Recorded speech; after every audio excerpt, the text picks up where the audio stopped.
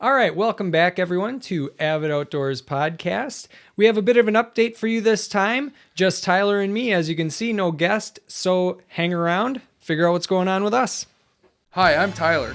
And I'm Dave. We're charter captains from Sheboygan, Wisconsin. We're also avid outdoorsmen. We love hiking, hunting, fishing, camping, and just being outside. We want to connect you with the experts in the outdoors and hear your story. We're stewards of this planet, and we want to make sure the hobbies we enjoy today are available for generations to come. This is Avid Outdoors. Well, Tyler, it has been a minute, hasn't it? It definitely has. It feels like it's been forever since we recorded a podcast, but It's been a while. Some things are going on in our lives, a little bit different, probably since the last we touched base.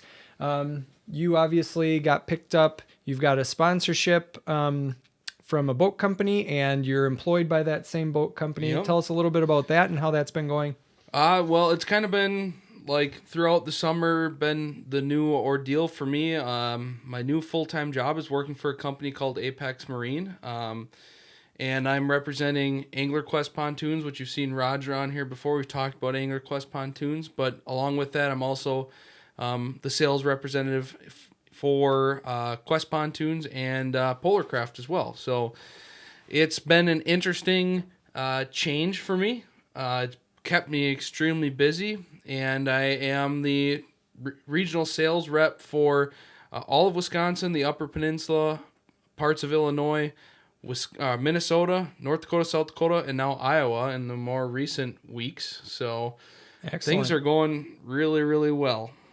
Sounds like it, man. It, what I know you're traveling a lot, and that's why you can't come around and hang out with your old pal Dave and whatnot. But what does your job all entail? I know you obviously have to service all those places. You have to travel to all those states. Yeah. So, being all three brand sales representative for Apex Marine, I am servicing our current dealers for all three brands, and then I'm also in search of new dealers for the brands as well. I'm trying to just grow the name, grow the brands in areas that maybe don't have a dealer or something along those lines. So yeah, I do travel quite a bit, and I'm on the road. But with that being said, I really enjoy selling boats. You get to sell fun, and with everything, and it's been a crazy year with COVID and stuff for boat sales.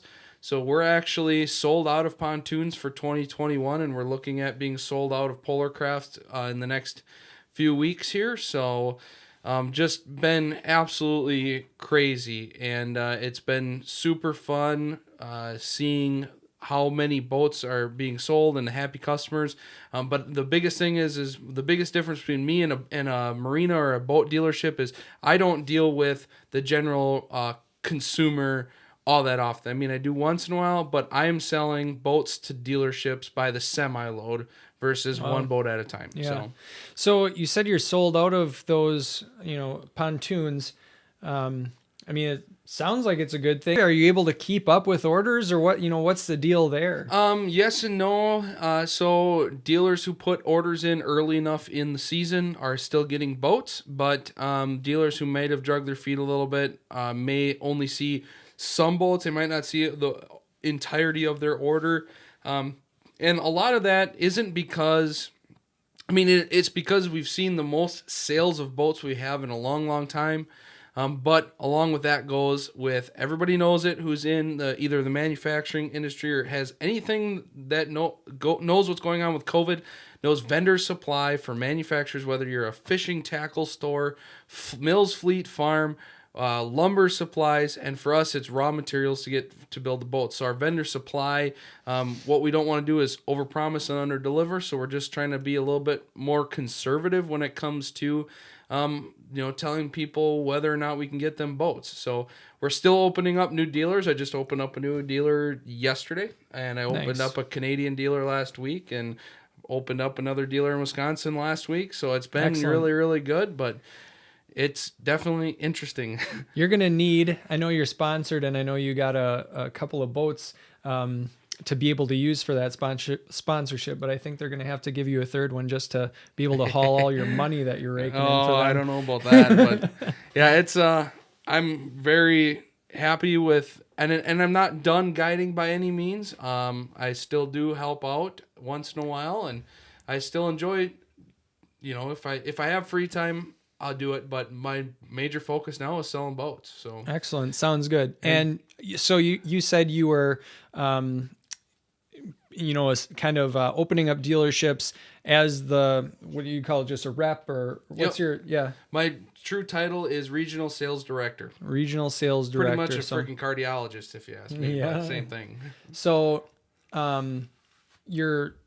you're employed through Apex Marine, and that includes all the three divisions or branches or whatever, being Apex Marine, Quest Pontoons, and then Angler Quest. It's a Polarcraft boats. Polarcraft, got it. Quest Pontoons and Angler Quest. And Apex is the the Apex. mothership, if you want to call it. But yeah, because there's kind of like, what people don't realize is there's two different kinds of salespeople in the industry of any kind I can imagine. But in our industry, our thing is you have independent sales reps and then you have manufacturer sales rep. I'm a manufacturer sales rep where if I was an independent sales rep, I might represent one brand and then also be representing another brand that could potentially, compete with each other. So sure. That's kind of the difference between the two different types of sales reps. But okay. Well, enough about that. Dave had one heck of a summer. Yeah. I mean, yep. Every time I talked to the guy, he was on the boat. Yeah. Running trips. It was unbelievable, man. I wouldn't have had it any other way. As you know, Tyler, it was my first year guiding professionally for myself. I have been a charter captain for, this was my 11th season with my captain's license, but it was my first season guiding my own boat that I owned for my own business, playing hooky. And I don't think it could have gone any better. I mean, minus a few minor mechanical things that kind of kept me up late and things like that. I could not believe it, especially with how, the COVID pandemic was.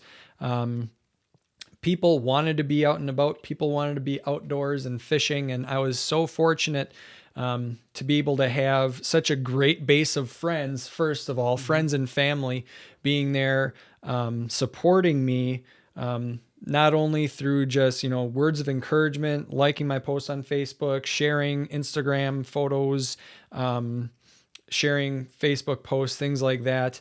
I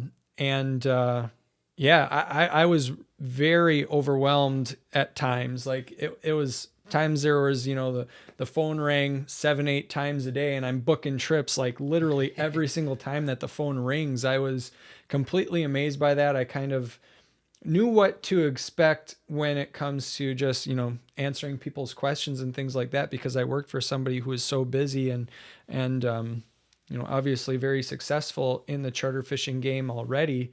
But I didn't expect for it to be so busy and quick my first season, and golly, am I grateful for that. And, can't wait till next year. Honestly, it got to be about September and, I was, how it gets to be, September grind. Yeah, you're running ragged, and the fishing does typically slow down in September. And it's starting to get to be kind of that point where it's like, all right, let's get this boat put away. And it can't just be smooth, you know what I mean? So there's little hiccups and things like that. And basically a little bit of my experience, not with the fishing side of things, but just finding a place for storage and finding reliable people to take my boat out of the water and things like that. Like that was by far the most frustrating thing for me, was just, the things that I had to rely on others for was a little bit more of a challenge. But I'm getting kind of the end of the season. I'm like, all right, let's get this thing put away.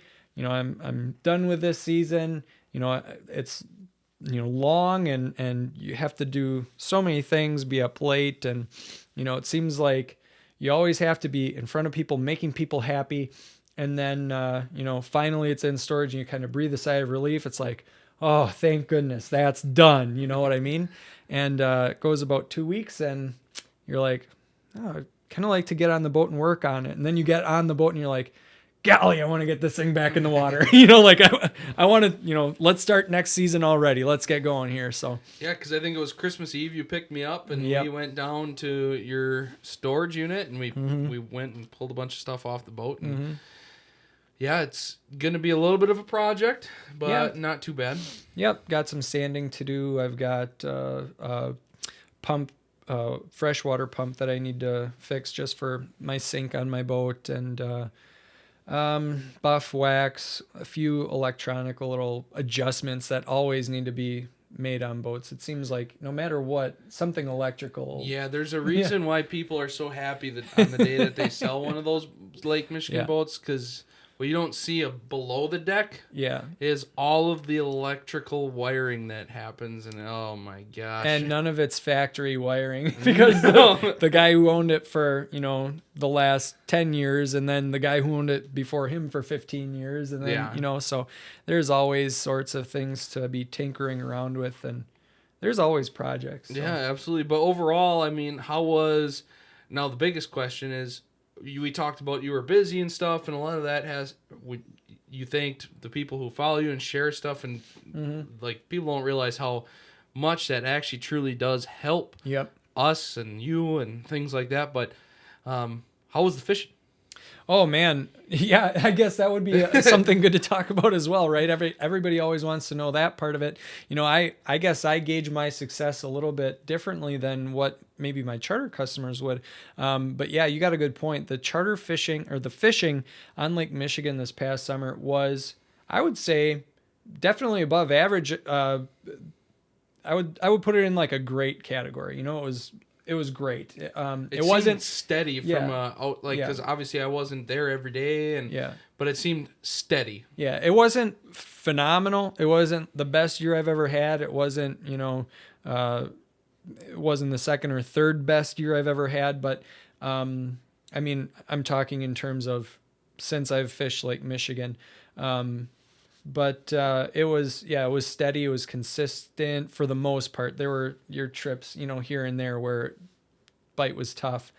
But yeah, I was very happy with the way things turned out that way. We caught a lot of fish. We caught a lot of big fish this year, especially, the kings and the rainbow trout. We had a fair amount of like medium-sized lake trout. I never got any of the monster-sized ones that some of the guys were getting. I don't particularly target them like some of the guys do in Sheboygan. So I didn't get any monster ones, although I would have been grateful if one had. You know what I mean? Like I would love to catch a big fat lake trout like that, but we never had any. But man, some of the rainbow trout that we had this past summer just gigantic. Yeah, you know there what were I mean? some Like big fish caught. upper teens. Yeah. So, and like it seemed to be like when I first started out there, if you got a rainbow trout that was even like 12 pounds, like that's really cool, you know? Now you don't even blink at 13 or 14, you know, you start noticing the 15 pounders. Yeah. Because there's 20 pounders out there for sure. Yeah. 20 pound steelhead or rainbows. And Yep. yeah, I mean, what's next summer looking like for you? Are you looking busy already? Are you booking trips? Well, again, because I guess last year before the season started, I really only had like 2 or 3 trips booked up until like the beginning of June. Yep. And all of a sudden, like the phone is ringing and ringing and ringing. Right now I've got a handful of trips. So it's more than I had at the beginning of, by June last year. So I guess that's good. I don't really know. It's kind of a wait and see type of thing. Hopefully it continues. I mean, there's no reason why the fishing shouldn't be good next summer. Yeah, I don't really see how there's going to be much of a change. The stocking numbers, I think, are going to remain fairly steady from what I think it's going to be up to maybe a. I don't exactly know what happened, but I think there was some change, but I don't think it was. It's from my standpoint, I think pretty meaningless, honestly. The bait fish are incredible out there. One thing I will note is that there always seem to be a tint in the water, a greenish color. That's good. Yeah, that means the lake is healthy. Yep. And I don't know if just the high water levels are bringing more nutrients into the rest of the lake. We're getting, different elements that had been kind of locked up on shore for quite some time, or what the deal is, honestly. But it seemed like the zebra mussels and quagga mussels weren't able to keep up this year, and that's good. Hopefully that's the consistent trend with everything, because we don't want that clear water. But and I heard that there's some things kind of going on finally with maybe some zebra mussels, ways to control them. There's some new developments coming, so that would be cool. I haven't even heard that they're even trying anything anymore. So for quite some time I hadn't heard that they were trying anything. So well, cool. And we'll kind of keep this one a little bit short and sweet, but I guess the other thing that I wanted to talk about that we didn't even really talk about is, what do people want to see from us? Dave and I have ideas, kind of, but we're open to ideas. It's ice fishing season now, so and we really haven't done a whole lot of ice fishing, I don't think, which maybe will change towards the end of the season. But we talked about doing a meet and greet potentially. Yep. I would like to do that. Let us know in the comments, either where you download the podcast or on Facebook if you're seeing this there, or on YouTube there. Let us know. Absolutely. Thanks, guys. This is Avid Outdoors. This is Avid Outdoors.